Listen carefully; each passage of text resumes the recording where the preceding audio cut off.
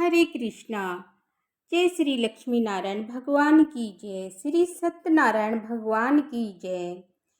श्रोताओं, श्री सत्यनारायण भगवान की कथा सुनने और उसका वाचन करने से जीवन में अद्भुत परिवर्तन आता है।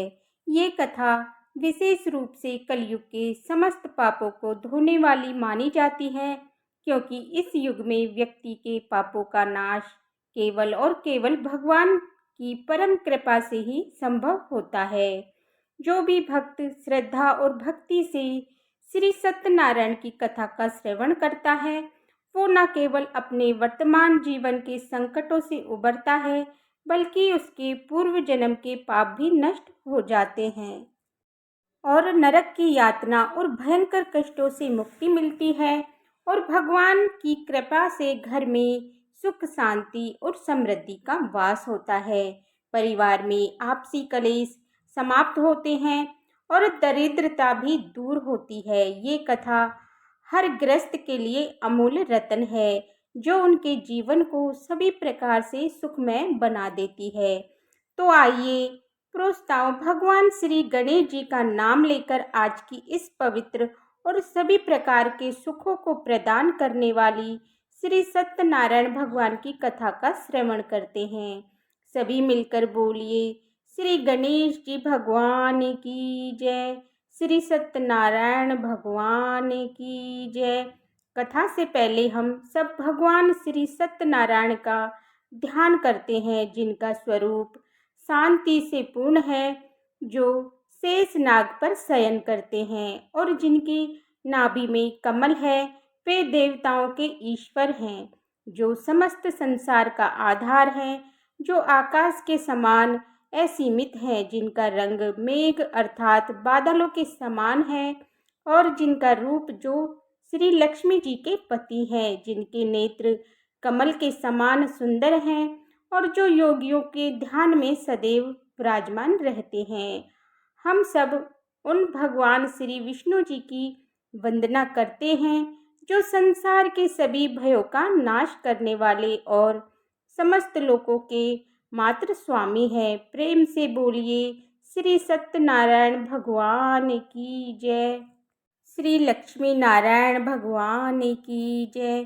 पौराणिक कथा के अनुसार एक समय नैमिषारण्य में तीर्थ में शौनक आदि 88,000 ऋषियों ने श्री सूत जी से कहा कि हे प्रभु, इस कलयुग में वेद विद्या रहित मनुष्यों को भक्ति किस प्रकार मिलेगी तथा उनका उद्धार कैसे होगा। हे मुनि श्रेष्ठ, कोई ऐसा तप बतलाइए जिससे थोड़े समय में ही पुण्य मिल पाए और मनोवांछित फल की प्राप्ति मिल जाए। इस प्रकार की कथा सुनने की हम इच्छा रखते हैं। सर्व शास्त्रों के ज्ञाता श्री सूत जी बोले, हे वैष्णव, मैं पूज्य आप सभी के प्राणियों के हित की बात पूछी है, इसलिए मैं एक ऐसी श्रेष्ठ व्रत को आप लोगों को बताऊंगा, जिससे नारद जी ने लक्ष्मी नारायण जी से पूछा था और लक्ष्मीपति ने मुनि श्रेष्ठ नारद जी से कहा था। आप सब इससे ध्यान से सुनिए। एक समय की बात है, योगी नारद जी दूसरे की हित की अपेक्षा के लिए अनेकों लोकों में घूमते हुए मृत्यु लोक में आ पहुँचे। वहाँ उन्होंने अनेक योनियों में जन्म प्राय सभी मनुष्यों को अपने कर्मों द्वारा अनेकों दुखों से पीड़ित देखा। उनका दुख देखकर नारद जी सोचने लगे कि ऐसा यत्न किया जाए जिसके करने से निश्चित रूप से मानव के दुखों का अंत हो जाए। इस विचार पर मनन करते हुए वह विष्णु लोक में गए। वहाँ देवों के इष्ट नारायण की स्तुति करने लगे, जिनके हाथों में शंख चक्र गदा और पद्म थे, गले में वरमाला पहने हुए थे। उनकी स्तुति करते हुए नारद जी बोले, हे भगवान, आप अत्यंत शक्ति से संपन्न है तथा वाणी भी आपको नहीं पा सकती। आपका आदि मध्य तथा अंत नहीं है। निर्गुण स्वरूप सृष्टि के कारण भक्तों के दुखों को दूर करने वाले हैं।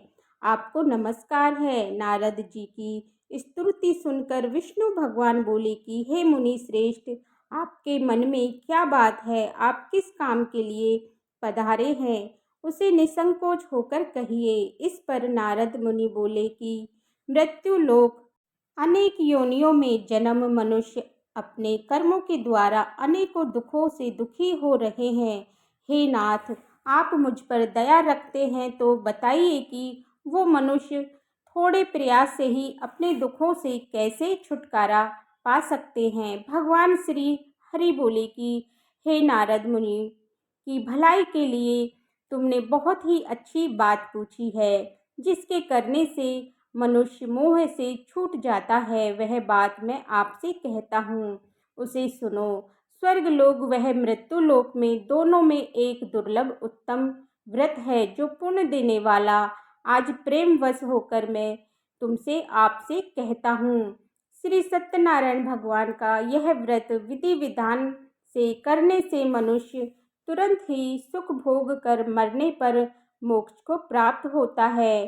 श्री हरि के वचन को सुनकर नारद जी बोले, उस व्रत का फल क्या है और उसका क्या विधान है? यह व्रत पहले किसने किया था? इस व्रत को किस दिन करना चाहिए? सभी को विस्तार से बताइए। नारद जी की बात सुनकर भगवान श्री हरि बोले, दुख व सुख दूर करने वाला, यह सभी स्थानों पर विजय दिलाने वाला है। मानवों को भक्ति व श्रद्धा के साथ शाम के समय श्री सत्यनारायण की पूजा धर्मपरायण होकर ब्राह्मणों व बंधुओं के साथ करना चाहिए। भक्ति भाव से नैवेद्य केले का फल, घी, दूध और गेहूं का आटा, सवाले का गेहूं के स्थान पर साटे का आटा लेकर शक्कर तथा गुड़ लेकर वे सभी भक्ष्य योग पदार्थों को मिलाकर भगवान को भोग लगाएं। ब्राह्मणों सहित बंधु बांधवों को भी भोजन कराएं। उसके बाद स्वयं भोजन करें। भजन कीर्तन के साथ भगवान की भक्ति में लीन हो जाएं। इस तरह से सत्यनारायण भगवान का यह व्रत करने पर मनुष्य की सारी इच्छाएं निश्चित रूप से पूरी होती हैं। इस कलि काल तथा कलयुग में मृत्यु लोक में मोक्ष का यही एक सरल उपाय बताया गया है। इस प्रकार से श्री सत्यनारायण व्रत कथा में पहले अध्याय की कथा पूर्ण हुई। तो बोलिए प्रेम से श्री सत्यनारायण भगवान की जय, माता लक्ष्मी की जय। इसके साथ ही हम दूसरा अध्याय शुरू करते हैं। श्री सूत जी बोले कि हे ऋषियों, जिसने पहले समय में इस व्रत किया था, इसका इतिहास कहता हूँ, ध्यान से सुनो। सुंदर काशीपुरी नगरी में एक अत्यंत निर्धन ब्राह्मण रहता था। भूख प्यास से परेशान होकर वह धरती पर घूमता रहता है। ब्राह्मणों से प्रेम करने वाले भगवान ने एक दिन ब्राह्मण का वेश धारण कर उसके पास जाकर पूछा कि हे विप्र, नित्य दुखी होकर तुम पृथ्वी पर क्यों घूमते हो? दीन ब्राह्मण बोला, मैं निर्धन हूँ और मैं भिक्षा के लिए धरती पर घूमता हूँ।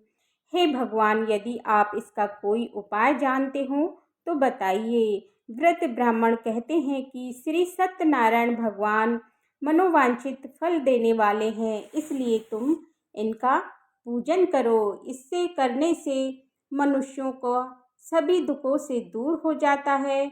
वृद्ध ब्राह्मण बनकर आए सत्यनारायण भगवान व्रत का सारा विधि विधान बताकर अंतर्ध्यान हो गए। ब्राह्मण मन ही मन सोचने लगा कि जिस व्रत को ब्राह्मण करने को कह के गए हैं, मैं उसे जरूर करूँगा। यह निश्चय करने के बाद उसे रात में नींद नहीं आई। वह सुबह उठकर सत्यनारायण भगवान का व्रत का निश्चय कर भिक्षा मांगने के लिए चला गया।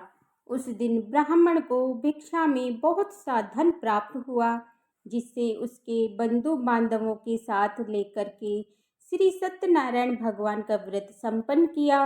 भगवान सत्यनारायण का व्रत संपन्न करने के बाद वह निर्धन ब्राह्मण सभी दुखों से छूट गया और अनेक प्रकार की संपत्तियों से भी मुक्त हो गया। उसी समय से वह ब्राह्मण हर माह यह व्रत को करने लगा। इस तरह से श्री सत्यनारायण भगवान के व्रत को जो मनुष्य करेगा वह सभी प्रकार के पापों से छूटकर मोक्ष को प्राप्त होगा। जो मनुष्य इस व्रत को करेगा वह सभी दुखों से मुक्त हो जाएगा। और श्री सूत जी बोले, इस तरह से नारद जी से नारायण जी की कहा हुआ श्री सत्यनारायण व्रत को मैंने तुमसे कहा है। हे विप्रो, मैं अब और क्या कहूँ। ऋषि बोले कि हे मुनिवर, संसार में उस विप्र से सुनकर और किसी किसी इस व्रत को किया और इस बात को सुनना चाहते हैं। इसके लिए हमारे मन में श्रद्धा का भाव है। जो भी सूत जी बोले, हे मुनियों, जिस जिसने इस व्रत को किया है वह सब सुनो। एक समय वही एक विप्र ने धन व समय के अनुसार अपने बंधु बांधवों के साथ इस व्रत को करने और तैयार हुआ। उस समय वह बूढ़े वेश में लकड़ी बेचने वाला आया और लकड़ियां बाहर रखकर अंदर ब्राह्मण के घर में आया। प्यास से दुखी वह लकड़हारा उसको व्रत करते देखकर विप्र को नमस्कार कर पूछने लगा कि आप यह क्या कर रहे हैं तथा इससे करने से क्या फल मिलेगा, कृपया करके मुझे बताइए। ब्राह्मण ने कहा कि सब मनोकामनाओं को पूरा करने वाला यह श्री सत्यनारायण भगवान का व्रत है। इनकी कृपा से ही मेरे घर में धन्य धान आदि की वृद्धि हुई है। हे विप्र, श्री सत्यनारायण व्रत के बारे में जानकर लकड़हारा बहुत प्रसन्न हुआ और चरणामृत लेकर के वह प्रसाद खाने के बाद वह अपने घर गया। लकड़हारे ने अपने मन में संकल्प किया कि आज लकड़ियां बेच करके जो धन मिलेगा उसी से श्री सत्यनारायण भगवान का उत्तम व्रत करूँगा। मन में इस प्रकार विचार करते हुए वह आदमी सिर पर लकड़ियां रखकर उस नगर में बेचने गया जहाँ पर धनी लोग रहते थे। उस नगर में अपनी लकड़ियां का दाम पहले से 4 गुना अधिक प्राप्त हुआ। बूढ़ा लकड़हारा प्रसन्नता से 7 केले, शक्कर, घी, दूध, दही और गेहूं का आटा लेकर और सत्यनारायण भगवान के व्रत की अन्य सामग्रियां लेकर के अपने घर गया। वहां उसने अपने बंधु बांधवों को बुलाकर विधि विधान से श्री सत्यनारायण भगवान का पूजन और व्रत किया। इस व्रत के प्रभाव से वह बूढ़ा लकड़हारा धन, पुत्र आदि से युक्त होकर संसार के समस्त सुख भोग कर अंतकाल में बैकुंठ धाम को चला गया। इस प्रकार से श्री सत्यनारायण व्रत कथा में दूसरे अध्याय की कथा पूर्ण हुई। तो बोलिए श्री सत्यनारायण भगवान की जय, बोलिए माता लक्ष्मी की जय। अब आइए सुनते हैं तीसरे अध्याय की कथा। श्री सूत जी बोले कि हे श्रेष्ठ मुनि, अब आगे की कथा कहता हूँ। पहले के समय में उल्का मुख नाम का एक बुद्धिमान राजा था। वह सत्यव्रता और जितेंद्रिया था। प्रतिदिन दिव्य स्थानों पर जाता और निर्धनों को धन देकर उनके कष्ट दूर करता था। उनकी पत्नी कमल के समान मुख वाली तथा संति साध्वी थी। भद्रशिला नदी के तट पर उन दोनों श्री सत्यनारायण भगवान का व्रत किया। उस समय साधु नाम का एक वैश्य आया और उसके पास व्यापार करने के लिए बहुत सा धन भी था। राजा को व्रत करते देखकर वह विनय के साथ पूछने लगा कि हे राजन, भक्ति भाव से पूर्ण होकर आप यह क्या कर रहे हैं? मैं सुनने की इच्छा रखता हूँ, तो आप मुझे बताइए। तो राजा बोला कि हे साधु, अपने बंधु बांधवों के साथ पुत्र आदि की प्राप्ति के लिए ये शक्तिमान श्री सत्यनारायण भगवान का व्रत व पूजन कर रहा हूँ। राजा के वचन सुनकर साधु आदर से बोला कि हे राजन, मुझे इस व्रत का सारा विधान कहिए। आपके यहाँ अनुसार मैं भी इस व्रत को करूँगा। मेरी भी संतान नहीं है और इस व्रत को करने से निश्चित रूप से मुझे संतान की प्राप्ति होगी। राजा से व्रत का सारा विधान सुनकर व्यापार से निर्वृत्त हुआ और वह अपने घर चला गया। साधु वैश्य ने अपनी पत्नी को संतान देने वाला इस व्रत का वर्णन कह सुनाया और कहा, तब मेरी संतान होगी, तब मैं इस व्रत को करूँगा। साधु इस तरह के वचन अपनी पत्नी लीलावती से कहे एक दिन लीलावती पति के साथ आनंदित हो सांसारिक धर्म में प्रवृत्त होकर श्री सत्यनारायण भगवान की कृपा से गर्भवती हो गई। 10वें महीने में उसके गर्भ से एक सुंदर कन्या ने जन्म लिया। दिनों दिन वह ऐसे बढ़ने लगी जैसे कि शुक्ल पक्ष को चंद्रमा बढ़ता है। माता पिता ने अपनी कन्या का नाम कलावती रखा। दिन लीलावती ने मीठे शब्दों में अपने पति को याद दिलाया कि आपने श्री सत्यनारायण भगवान की जिस व्रत का करने का संकल्प लिया था उसे करने का समय आ गया है। आप इस व्रत को करिए। साधु बोला कि हे प्रिय, इस व्रत को मैं उसके विवाह पर करूँगा। इस प्रकार अपनी पत्नी को आश्वासन देकर वह नगर को चला गया। कलावती पिता के घर में वृद्धि को प्राप्त हुई और दिनों दिन बढ़ने लगी। साधु ने नगर में एक बार अपनी कन्या को सखियों के साथ देखा तो तुरंत ही दूत को बुलाया और कहा कि मेरी कन्या योग वर देखने के लिए आओ। साधु की बात सुनकर दूत कंचन नगर में पहुंचा और वहां देखभाल कर लड़कियों के सुयोग वर्णित पुत्र को ले आया। सुयोग लड़के को देखकर साधु ने अपने बंधु बांधवों को बुलाकर अपनी पुत्री का विवाह कर दिया। लेकिन दुर्भाग्य की बात यह थी कि उसने अभी भी सत्यनारायण भगवान का व्रत नहीं किया। इस प्रकार श्री सत्यनारायण भगवान क्रोधित हो गए और श्राप दे दिया कि साधु को अत्यधिक दुख की प्राप्ति हो। अपने कार्य में कुशल साधु बनिए और अपने जमाई को लेकर समुद्र के पास स्थित होकर रत्नासारपुर नगर में गया। वहां जाकर दामाद ससुर दोनों मिलकर चंद्रकेतु राजा के नगर में व्यापार करने लगे। एक दिन भगवान सत्यनारायण की कृपा से राजा का धन चोर चुरा कर भाग रहा था।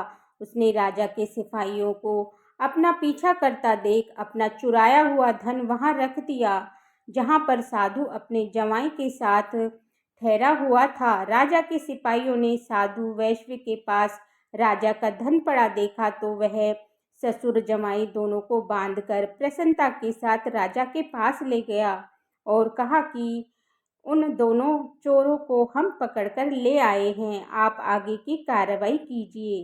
राजा की आज्ञा से उन दोनों को कठोर कारावास में डाल दिया गया और उसका सारा धन भी उससे छीन लिया गया। श्री सत्यनारायण भगवान के श्राप से साधु की पत्नी भी बहुत दुखी हुई।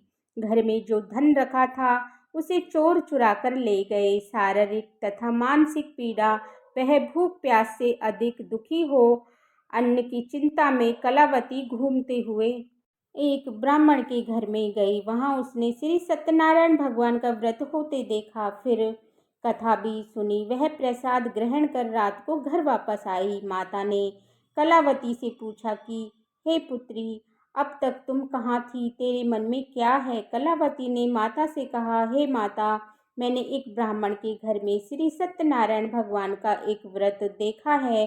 कन्या के वचन सुनकर लीलावती भगवान के व्रत के लिए तैयार होने लगी।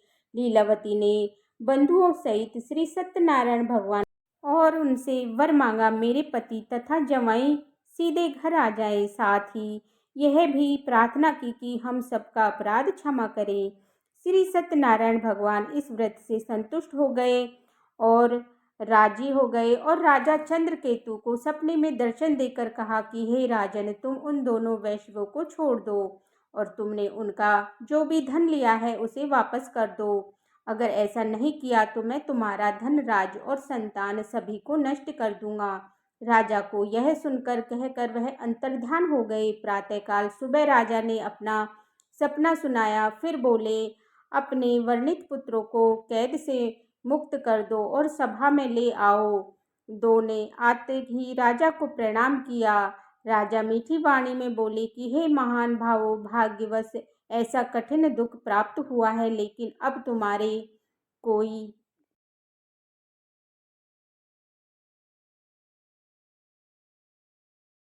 कोई भय नहीं है। ऐसा कहकर राजा ने उन दोनों को नए वस्त्र आभूषण पहनाए और जितना धन लिया था उसका दोगुना धन वापस कर दिया। दोनों वैश्य अपने घर को चल दिए। इस प्रकार से श्री सत्यनारायण के तीसरे अध्याय की कथा पूर्ण हुई। बोलिए श्री विष्णु भगवान की जय। बोलिए माता लक्ष्मी की जय। अब सुनते हैं चौथे अध्याय की कथा।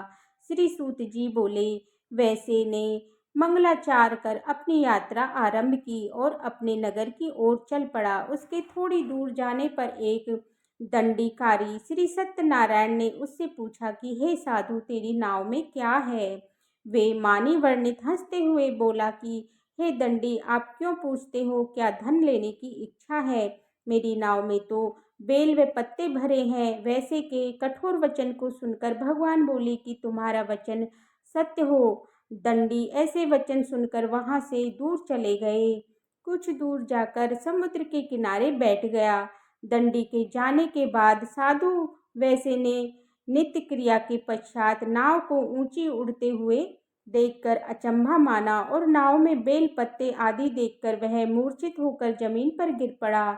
मूर्छा खुलने पर वह अत्यंत शोक में डूब गया। तब उसका दामाद बोला कि आप शोक न मनाइए, यह दंडी का श्राप है, इसलिए हमें उनकी शरण में जाना चाहिए, तभी हमारी मनोकामनाएं पूरी होगी। दामाद की बात को सुनकर वह दंडी के पास पहुंचा और अत्यंत भक्ति भाव नमस्कार करके बोला कि मैंने आपसे जो जो असत्य वचन कहे थे उसके लिए मुझे क्षमा कीजिए। ऐसा कहकर महान शोक पूर्वो रोने लगा। तब श्री भगवान बोले, हे वर्णित पुत्र, मेरी आज्ञा से बार बार तुम्हें दुख प्राप्त हुआ है तो मेरी पूजा से विमुख हुआ है। साधु बोला कि हे भगवान, आपकी माया से ब्रह्मा आदि भगवान भी अपने रूप को नहीं जानते, तब मैं कैसे जान सकता हूँ? आप प्रश्न हो जाइए, मेरी सामर्थ्य के अनुसार आपकी पूजा करूँगा, मेरी रक्षा करो और पहले के समान नौका में धन भर दो। साधु वैसे की भक्ति पूर्वक वचन के सुनकर भगवान प्रसन्न हो गए और उसकी इच्छा अनुसार वरदान देकर अंतर ध्यान हो गए। ससुर जमाई जब नाव पर आए तो नाव में धन से भरी हुई थी। फिर वहीं अपने अन्य साथियों के साथ सत्यनारायण भगवान का पूजन कर अपने नगर को चल दिया। जब नगर के नजदीक के पहुंचे तो दूत को घर पर खबर करने के लिए भेज दिया। दूत साधु की पत्नी को प्रणाम कर कहता है कि मालिक अपने दामाद सहित नगर के लिए निकल आ गए हैं। साधु की पत्नी लीलावती ने बड़े हर्ष के साथ सत्यनारायण भगवान का पूजन कर अपनी पत्नी कलावती से कहा कि मैंने अपने पति के दर्शन को जाती हूँ, तू कार्य पूर्ण कर शीघ्र आ जाना। माता के ऐसे वचन को सुनकर कलावती जल्दी में प्रसाद छोड़कर अपने पति के पास चली गई। प्रसाद की अवज्ञा के कारण श्री सत्यनारायण भगवान रुष्ट हो गए और नाव सहित उसके पति को पानी में डुबो दिया। कलावती अपने पति को वहां न पाकर रोती हुई जमीन नौका को डूबा हुआ देखकर वह कन्या रोते देख साधु दुखी होकर बोला कि हे प्रभु, मुझसे तथा मेरे परिवार से जो भी भूल हुई है उसके लिए क्षमा मांगता हूँ। साधु के दीन वचन को सुनकर श्री सत्यनारायण भगवान प्रसन्न हुए और आकाशवाणी हुई कि हे साधु, तेरी कन्या मेरे प्रसाद को छोड़कर आई है, इसलिए उसका पति अदृश्य हो गया है। यदि वह घर जाकर प्रसाद खाकर लौटती है तो उसे उसका पति अवश्य प्राप्त होगा। ऐसी आकाशवाणी को सुनकर कलावती घर पहुंची और प्रसाद खाकर फिर पहुंची तो पति के दर्शन करती है। इसके बाद साधु अपने बंधु बांधवों सहित श्री सत्यनारायण भगवान का विधि विधान से पूजन करता है। इस लोक का शुभ भोग वह अंत में स्वर्ग को प्राप्त होता है। इस प्रकार से श्री सत्यनारायण भगवान कथा में चौथे अध्याय का कथा पूर्ण हुई। तो बोलिए श्री सत्यनारायण भगवान की जय। बोलिए माता लक्ष्मी की जय। अब सुनाते हैं पांचवें अध्याय की कथा। श्री सत्यनारायण भगवान का पांचवा अध्याय। श्री सूत जी बोले कि हे विष्णु, मैं आपको एक कथा सुनाता हूँ, उसे ध्यान पूर्वक सुनो। प्रजा पालन में लीन तुंगध्वज नामक एक राजा था। उसने श्री भगवान का प्रसाद त्याग कर बहुत ही दुख प्राप्त किया। एक बार वन में जाकर वन में पशुओं को मार कर वह बड़ई के पेड़ के नीचे आया। वहां उसने ग्वालों को भक्ति भाव से अपने बंधुओं सहित श्री सत्यनारायण भगवान का पूजन करते देखा। अभिमानवश राजा ने उन्हें देख करके पूजा स्थान पर नहीं गया और नहीं उसे भगवान को नमस्कार किया। ग्वालों ने राजा को प्रसाद दिया, लेकिन उसने वह प्रसाद नहीं खाया और प्रसाद को छोड़कर वह अपने नगर को चला गया। जब वह नगर में पहुंचा तो वहां सब कुछ तहस नहस हुआ पाया, तो वह शीघ्र ही समझ गया कि यह सब भगवान ने किया है। वह दोबारा ग्वालों के पास पहुंचा और विधि पूर्वक पूजा करके प्रसाद खाया तो श्री सत्यनारायण भगवान की कृपा से इससे पहले जैसा सब कुछ अच्छा हो गया और दीर्घ काल तक सुख भोग के बाद मरणोपरांत उसे स्वर्गलोक की प्राप्ति हुई। जो मनुष्य श्रद्धापूर्वक इस व्रत को करेगा तो भगवान श्री सत्यनारायण की अनुकंपा से उसे धन प्राप्त होगी और निर्धन धनी हो जाता है और अभय मुक्त हो जाता है, जीवन जीता है। संतानहीन मनुष्यों को संतान सुख प्राप्त होता है। और सूत जी बोले, मनोरथ पूर्व होते हैं, मनुष्य अंत काल में बैकुंठ को जाता है। जिन्होंने इस पहले व्रत को किया है, अब उसके दूसरे जन्म की कथा कहता हूँ। वृद्ध सदानंद ब्राह्मण ने सुदामा का जन्म लेकर मोक्ष की प्राप्ति की। लकड़हारे अगले जन्म निषाद बनकर मोक्ष को प्राप्त किया। उल्का मुख नाम का राजा दशरथ होकर बैकुंठ गए। साधु नाम के वेश ने मारे ध्वज बनकर अपने पुत्र को आरे से चीर कर मोक्ष को पाया। महाराज तुंगध्वज ने शंभु होकर भगवान के भक्त होकर के मोक्ष को प्राप्त किया। इस प्रकार से श्री सत्यनारायण व्रत कथा में 5वें अध्याय की कथा पूर्ण हुई। तो बोलिए श्री सत्यनारायण भगवान की जय, बोलिए विष्णु भगवान की जय, बोलिए माता लक्ष्मी की जय, सर्व देवी देवताओं की जय। इस प्रकार से जो भक्त सच्ची श्रद्धा के साथ विनय, नियम और निष्ठा के साथ भगवान श्री सत्यनारायण पूजन करते हैं, व्रत रखते हैं, कथा सुनते हैं, तो भगवान सत्यनारायण की कृपा से उनके सभी दुख व कष्ट दूर हो जाते हैं तथा सभी प्रकार के सुख और समृद्धि की प्राप्ति होती है। तो आशा करती हूँ कि ये कथा आपको अच्छी लगी होगी। तो इस प्रकार की कथा पूजा की जानकारी के लिए मेरे चैनल को लाइक करें, सब्सक्राइब करें और बेल आइकन बटन को प्रेस करें। फिर मिलती हूँ आपसे अगले वीडियो में। तब तक के लिए राधे राधे, जय श्री कृष्णा। ओम नमो भगवते वासुदेवाय नमः।